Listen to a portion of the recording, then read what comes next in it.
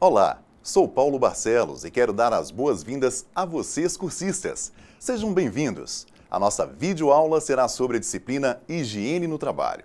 As nossas aulas têm o objetivo de ajudar no entendimento do caderno didático, facilitando sua interpretação.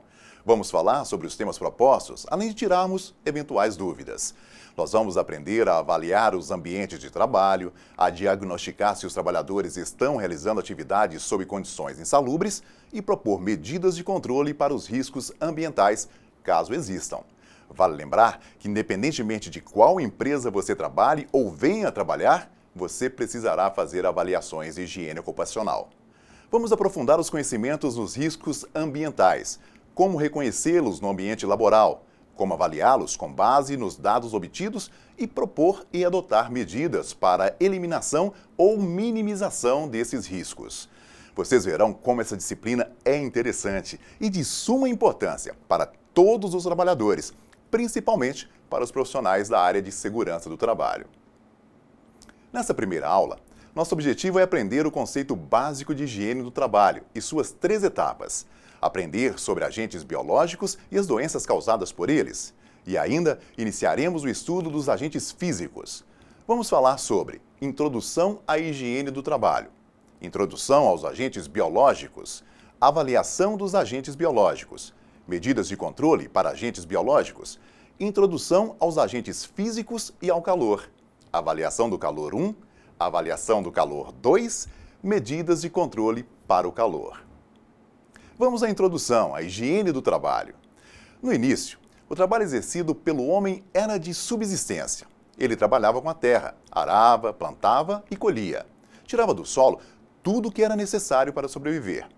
Conforme essas atividades de subsistência foram dando lugar a outras atividades, como a troca de mercadorias, garimpo e mineração, o homem foi descobrindo outros tipos de interações, fazendo com que se expusesse a riscos de saúde sem precedentes para os quais não haviam nenhum tipo de literatura. Somente no século IV a.C., surge um estudo do médico Hipócrates a respeito da toxicidade do chumbo na atividade de mineração. Porém, somente 5 séculos mais tarde, outro estudioso se interessaria pelo tema. Um grego de nome Plínio elaborou um estudo a respeito dos perigos nos trabalhos que envolviam zinco e enxofre. O enxofre, por exemplo, era usado na antiguidade para clarear o algodão e em explosivos. Dentre as anotações de Plínio estava uma observação que faria sentido anos depois. Ele relatou que os escravos usavam bexiga de carneiro para diminuir a inalação da poeira. Contudo, pouca coisa evoluiu na época, já que a expansão do império era muito mais importante que a saúde dos trabalhadores. Em 1700, surge o que seria a obra mais completa a respeito dessa relação, De Morbis Artificium Diatribara, escrita pelo médico italiano Bernardino Ramazzini, que em tradução livre significa As Doenças dos Trabalhadores. Hoje o livro é reconhecido como o primeiro e mais completo estudo das doenças ocupacionais. Nesse livro, Ramazzini descreve os cuidados para mais de 50 ocupações para as quais ele acreditava que diminuíam os fatores de riscos das indústrias. Hoje, Ramazzini é considerado o pai da medicina do trabalho, assim como Hipócrates é considerado o pai da medicina convencional. A obra de Ramazzini acabou sendo um divisor de águas e, a partir de então, surgiram outros autores também preocupados com a saúde dos operários em face ao trabalho. Podemos citar Percival Pott, que descreveu a respeito da fuligem como uma das causas de câncer escrotal em 1788 na Inglaterra. Temos ainda Charles Tracker, que além de médico, era um político bastante influente no século XIX. E escreveu, juntamente com Pott, um tratado de 200 páginas a respeito do reconhecimento da medicina ocupacional. Quando a Revolução Industrial iniciou no século XVIII, a interação homem-máquina cresceu de forma abrupta. Nessa época, tínhamos cada vez mais homens trabalhando com máquinas, numa jornada desumana de 16 horas diárias. Praticamente não havia descanso e o ritmo exigido era frenético. Essa condição de trabalho levou a classe trabalhadora ao limite, o que fez com que as doenças causadas pelo trabalho ficassem em evidência. Para que você tenha uma ideia do que acontecia na época, assista a um trecho do filme Tempos Modernos, de Charles Chaplin, de 1936.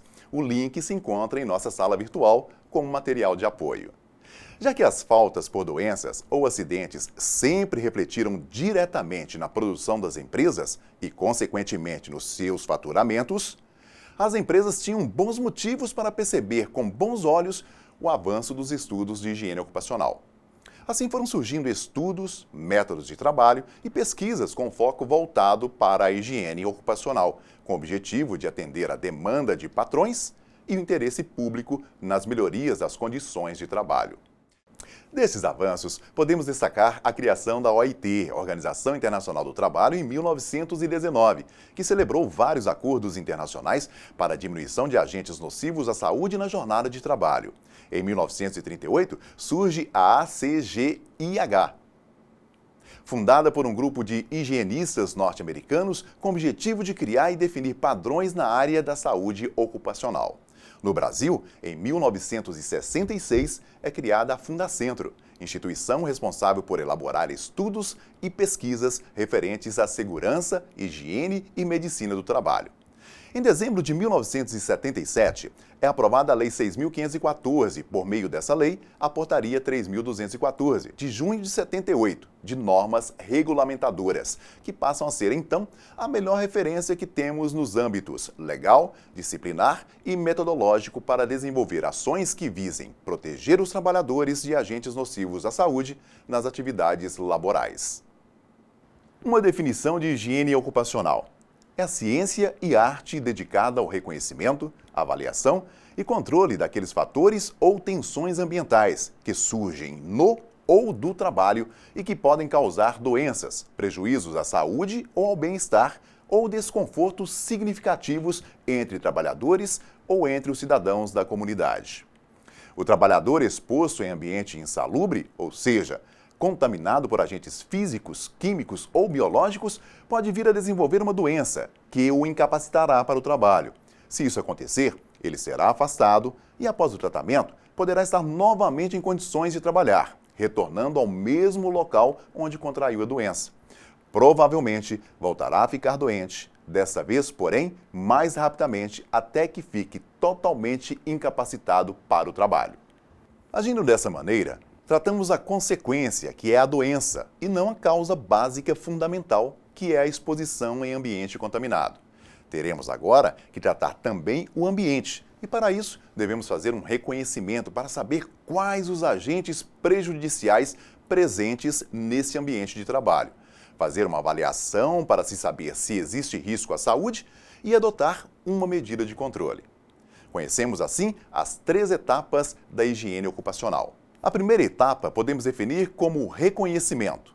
Estudo do processo é onde vamos acompanhar o processo produtivo de uma empresa ou acompanhar as atividades diárias do trabalhador com o objetivo de entender a dinâmica das tarefas. Nessa etapa, fazemos todas as anotações sem muito nos preocupar com a coesão da escrita. Na segunda etapa, que chamamos de avaliação, é o momento onde organizamos as anotações tomadas no passo anterior.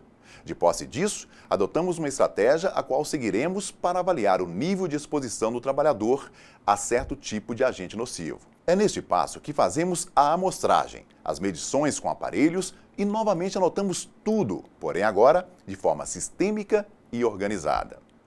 Na última etapa, temos o controle. Com os dados levantados das 2 etapas anteriores e a definição do método de abordagem, é neste momento que o profissional interfere diretamente no processo, cessando, diminuindo ou controlando o agente nocivo à saúde em proteção ao trabalhador. É nessa fase que aplicamos o método na fonte, no percurso ou no trabalhador. Em poucos casos, o método pode ser aplicado até nos 3. De modo geral, para todos os agentes, as medidas de controle devem ser adotadas priorizando-se a sua eficiência, isto é, em primeiro lugar, as que se referem à fonte, seguidas das que se referem ao percurso e, finalmente, as relativas aos trabalhadores. Adotamos primeiro as medidas relativas à fonte, como substituição do produto tóxico usado no processo, isolamento das partes poluentes, ventilação local exaustora, ventilação geral diluidora, dentre outros, pois se ela não produzir contaminantes, não teremos problemas. Porém, se as medidas de controle adotadas na fonte não forem suficientes, iremos impedir que esses contaminantes se espalhem pelo ambiente, através das medidas de controle no percurso, que compreendem a limitação de tempo de exposição do trabalhador, educação e treinamento, exames médicos e outros.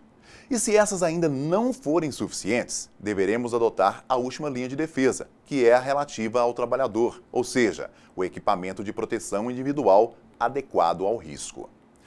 No Brasil, as normas técnicas não estabelecem limites para exposição ocupacional a agentes biológicos. A NBR 15, Atividades e Operações Insalubres, no seu anexo 14, que trata de agentes biológicos, determina que a insalubridade por exposição ao agente biológico deve ser feita por meio de avaliação qualitativa através de inspeção nos locais de trabalho. É considerada insalubridade de grau máximo qualquer trabalho ou operação que tenha contato permanente com pacientes em isolamento por doenças infecto-contagiosas, bem como objetos de seu uso, não previamente esterilizados. Carnes, glândulas, vísceras, sangue, ossos, couros, pelos e dejeções de animais portadores de doenças infecto-contagiosas. Esgotos, galerias e tanques, lixo urbano, coleta e industrialização. É considerada insalubridade de grau médio trabalhos e operações em contato permanente com pacientes, animais ou com material infecto-contagiante em hospitais, serviços de emergência, enfermarias, ambulatórios, postos de vacinação e outros estabelecimentos destinados aos cuidados da saúde humana. Aplica-se unicamente ao pessoal que tenha contato com os pacientes, bem como aos que manuseiam objetos de uso desses pacientes, não previamente esterilizados. Hospitais, ambulatórios, postos de vacinação e outros estabelecimentos destinados ao atendimento e tratamento de animais. Aplica-se apenas ao pessoal que tenha contato com tais animais. Contato em laboratórios com animais destinados ao preparo de soro, vacinas e outros produtos, além de laboratórios de análise clínica e histopatologia, gabinetes de autópsias, cemitérios e resíduos de animais deteriorados. Para facilitar o reconhecimento, a avaliação e o controle, os agentes nocivos, aqueles que podem causar algum mal, doença ou distúrbio ao trabalhador, foram divididos em 3 categorias principais: agentes físicos, químicos e biológicos. Toda vez que o agente que pode ou está oferecendo algum risco à saúde do trabalhador ou à sua integridade física for um vírus, uma bactéria, fungos, protozoários, algas e parasitas, que esteja presente em animais, vegetais ou mesmo humanos, chamaremos esse agente de biológico. E ao contrário do que muitos pensam, os agentes biológicos poderão ser encontrados não só em hospitais, clínicas, postos de saúde, clínicas veterinárias, mas também podem ser encontrados em estábulos, cemitérios, matadouros, laboratório de análises, ou seja, qualquer local que lide com material biológico vivo ou mesmo com vetores de doenças, como é o caso dos ratos, mosquitos, baratas e animais domésticos.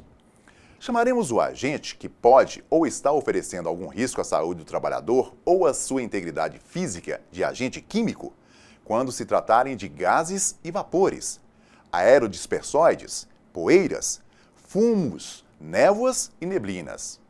E quando esses agentes forem ruídos, vibrações, temperaturas extremas, pressões anormais, radiações ionizantes e radiações não ionizantes, eles serão chamados de agentes físicos.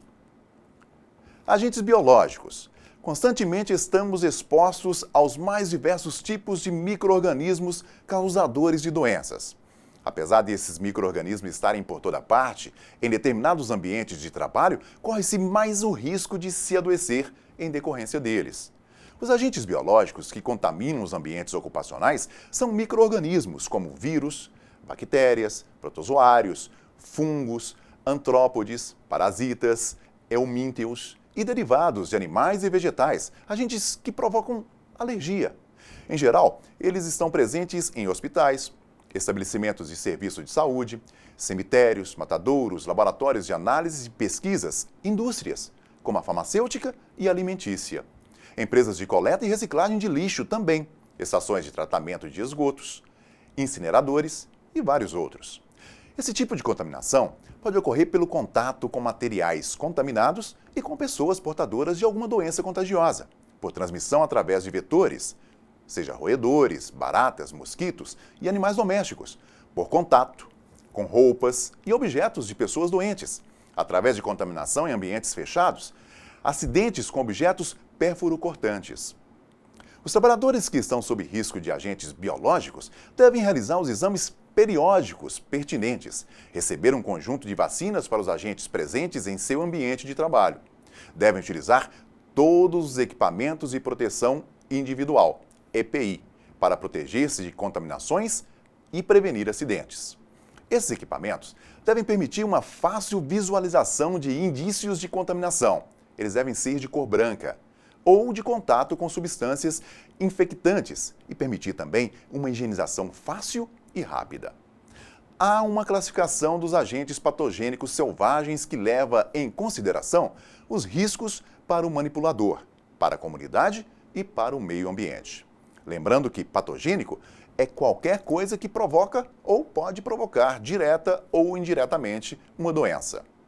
Esses riscos são avaliados em função do poder patogênico do agente infeccioso, da sua resistência no meio ambiente, do modo de contaminação, da importância da contaminação, a dose, do estado de imunidade do manipulador e também da possibilidade de tratamento preventivo e curativo eficazes.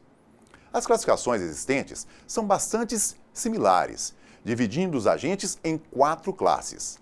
A classe 1, onde se classificam os agentes que não apresentam riscos para o manipulador, nem para a comunidade. A classe 2 apresentam riscos moderados para o manipulador e fraco para a comunidade, e há sempre um tratamento preventivo. Classe 3 são os agentes que apresentam risco grave para o manipulador e moderado para a comunidade, sendo que as lesões ou sinais clínicos são graves e nem sempre há tratamento. Classe 4. Os agentes dessa classe apresentam risco grave para o manipulador e para a comunidade. Não existe tratamento e os riscos, em caso de propagação, são bastante graves. Vírus são as formas mais simples de vida, de tamanho microscópico, constituídos por material genético, DNA ou RNA, e uma cobertura proteica. Só conseguem realizar suas atividades vitais no interior de células vivas. Por isso, são considerados parasitas intracelulares obrigatórios. O vírus infecta o ser vivo, infectando seu material genético nas células do hospedeiro. Dentro da célula, o material genético interfere no desenvolvimento das células do hospedeiro e se serve da estrutura biológica da célula para fazer cópias de si mesmo em número suficiente para romper as paredes celulares e infectar novas células. Nossa principal defesa natural contra os vírus é a formação de anticorpos das células B, produzidas pela medula óssea. Atualmente, a principal terapia é a prevenção pela imunização, que induz a formação de anticorpos no organismo antes que o vírus o ataque. Algumas doenças provocadas por vírus. Resfriado comum, pneumonia, rubéola, sarampo, herpes, varíola, febre aftosa, raiva, hepatite e cachumba. Bactérias são, em grande parte, organismos patogênicos microscópicos, porém maiores que os vírus e capazes de viver em um meio adequado sem passar por um hospedeiro intermediário. Tem a capacidade de liberar esporos, que são formas de vida resistentes às condições adversas, podendo manter-se durante anos em condições de alta temperatura, clima seco e com falta de nutrientes, e mesmo assim recuperar o seu estado normal e sua capacidade infectante ao entrar em contato com um meio adequado ao seu desenvolvimento. As bactérias são estruturas bem maiores que os vírus e podem apresentar 4 formatos. Arredondadas são os cocos, bastonetes retos, os bacilos, bastonetes curvos, vibriões, e bastonetes helicoidais, são os espirilos. Os antibióticos desenvolvidos em meados do século XX têm se mostrado eficazes contra uma série de infecções bacterianas, antes consideradas incuráveis. Algumas doenças provocadas por bactérias. Doença reumática, septicemia, pneumonia bacteriana, tuberculose pulmonar, lepra, difteria, coqueluche, pestes, infecções hospitalares e botulismo. Protozoários. São organismos unicelulares e seu ciclo vital é complexo, necessitando, em alguns casos, de vários hospedeiros para completar seu desenvolvimento. A transmissão de um hospedeiro a outro geralmente é feita por meio de insetos. Embora microscópicos, esses organismos são maiores que as bactérias e possuem uma estrutura celular mais evoluída. Os protozoários não são afetados por antibióticos na mesma concentração usualmente letal para as bactérias. Algumas doenças provocadas por protozoários: doença de Chagas, doença do sono, amebíase, malária, toxoplasmose, leishmaniose e giardiose. Além dos vírus, das bactérias e dos protozoários, também podemos citar outros agentes biológicos como os fungos e parasitas, que são responsáveis por inúmeras doenças. Felizmente, pouquíssimos fungos infestam seres humanos e geralmente colonizam a superfície, como pele, unhas e cabelos, causando doenças como pé de atleta, tinha e sapinhos. É importante lembrar que a maioria dos agentes biológicos são micro-organismos vivos, de tamanho microscópico, sem cheiro, sem cor ou sem outra propriedade que nos permita detectá-los por meio de nossos sentidos. E o acesso dos agentes biológicos ao corpo humano pode ocorrer pelo sistema respiratório, pela pele, também por feridas e arranhões, pelo sistema digestivo, boca, pela mucosa dos olhos. Podem ainda ser transportados por partículas de pó ou estar em suspensão no meio ambiente. Dessa forma, podemos encontrá-los no ar, na água, nas matérias-primas, em equipamentos utilizados nas indústrias, na superfície da pele dos trabalhadores e nas superfícies de trabalhos, e muitas outras. Vamos à transmissão de agentes biológicos. Um dos melhores e eficientes meios de disseminação dos agentes biológicos é a água. Ela pode veicular patógenos pelos alimentos contaminados, por sua ingestão direta, por contaminação nos centros de abastecimento, através de piscinas, refeitórios, vestiários, quadras e outros. Como variações no meio aquoso, podemos citar também os líquidos e fluidos corporais, como o sangue, a saliva, o sêmen, o suor, a lágrima e até mesmo o muco vaginal. O solo também é veiculador de patógenos. Os agentes biológicos podem estar contidos diretamente nele, como larvas de vermes, por exemplo, ou contaminar alimentos a partir do contato com áreas contaminadas. O ar em si não é veiculador de qualquer patógeno. As partículas em suspensão na atmosfera, porém, podem ser meios de cultura de bactérias, vírus e fungos. Microcápsulas e microgotas em suspensão após uma tosse ou espirro, por exemplo, podem circular por um ambiente por horas, podendo atingir várias pessoas. Neste caso, representam locais propícios para a disseminação de agentes biológicos, os locais públicos e as vias de transporte, particularmente aqueles em ambientes fechados ou parcialmente confinados. Vamos à prevenção de agentes biológicos. Cuidados com a higiene pessoal. Desenvolvimento de metodologias cada vez mais eficientes de saneamento básico. Cuidados com a ingestão de água e alimentos. Vacinação. Evitar locais com muito trânsito de pessoas e com ventilação insuficiente. Identificação dos agentes biológicos. A importância dessa identificação pode auxiliar ao estabelecimento de serviço de saúde na prevenção de doenças, com o uso adequado de equipamento de proteção individual, equipamento de proteção coletiva, vacinação e outros. Para se obter informações para a devida identificação do agente biológico, se faz necessária a colaboração de vários setores da empresa, como comissões de controle de infecção hospitalar, serviço de assistência médica e estatística, prontuários, a partir dos dados dos registros de atendimentos, serviço de vigilâncias epidemiológicas municipais e estaduais, serviços médicos de atendimento aos trabalhadores ou SESMITs, e no Ministério da Previdência Social. A Comissão Tripartite Permanente Nacional, da NR32, afirma que a identificação da fonte de exposição e do reservatório é fundamental para estabelecer as medidas de proteção a serem adotadas. Por exemplo, o uso de máscaras de proteção para doentes portadores de tuberculose pulmonar, a higienização das mãos, após procedimento tais como a troca de fraldas em unidades de neonatologia, para diminuir o risco de transmissão de hepatite A. Ainda segundo a comissão, as definições para as fontes de exposição e reservatório são as seguintes. As fontes de exposição incluem pessoas, animais, objetos ou substâncias que abrigam agentes biológicos, a partir dos quais torna-se possível a transmissão a um hospedeiro ou a um reservatório.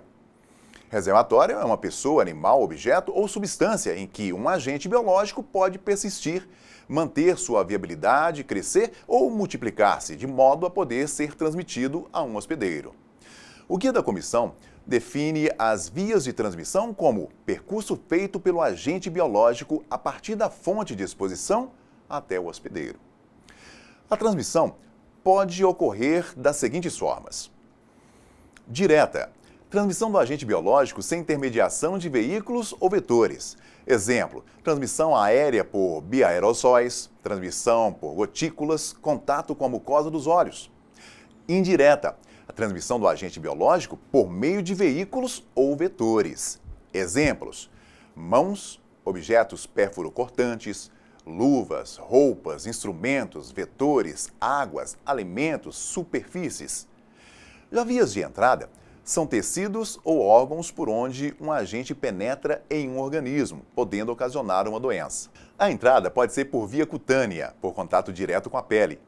Parenteral, por inoculação intravenosa, intramuscular e subcutânea. Por contato direto com as mucosas, por via respiratória, por inalação e por via oral, por injeção. A identificação das vias de transmissão e de entrada determina quais as medidas de proteção que devem ser adotadas.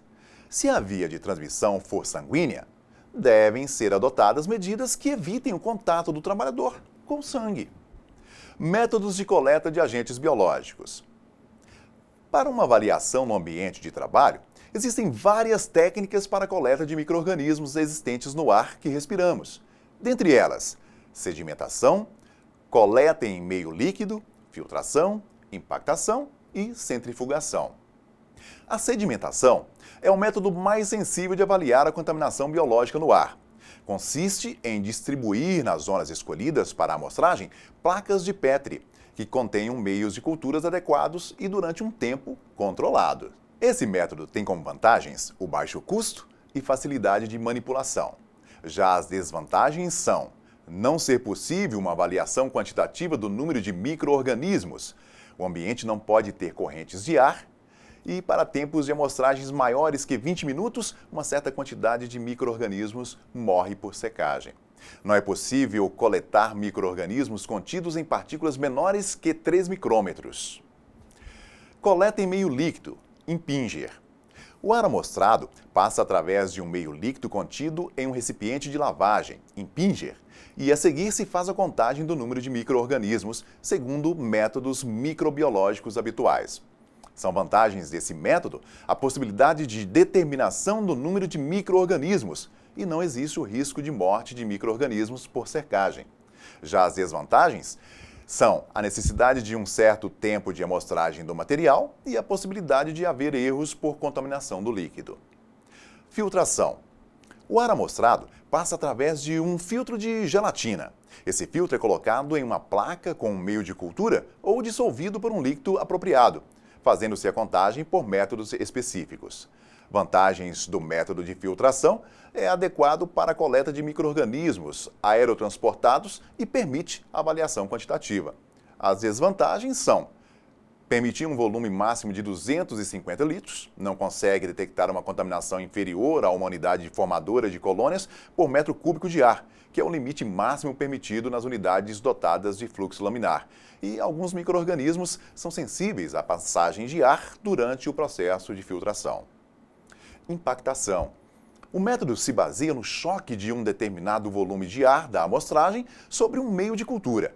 Existem vários equipamentos baseados nesse princípio, como o coletor de Andersen e o coletor de Fenda. Centrifugação. Esse método utiliza a força centrífuga para separar as partículas das correntes de ar. Introdução aos agentes físicos e ao calor. São considerados agentes físicos as diversas formas de energia que possam estar expostos os trabalhadores, tais como ruídos, vibrações, pressões anormais, temperaturas extremas, radiações ionizantes, radiações não ionizantes, bem como o infrassom e o ultrassom. Calor é energia térmica em trânsito de um corpo para o outro, devido unicamente a uma diferença de temperatura. O calor passa espontaneamente dos corpos de maior temperatura para os corpos de menor temperatura. O calor constitui um fator de risco relevante do ponto de vista da saúde ocupacional.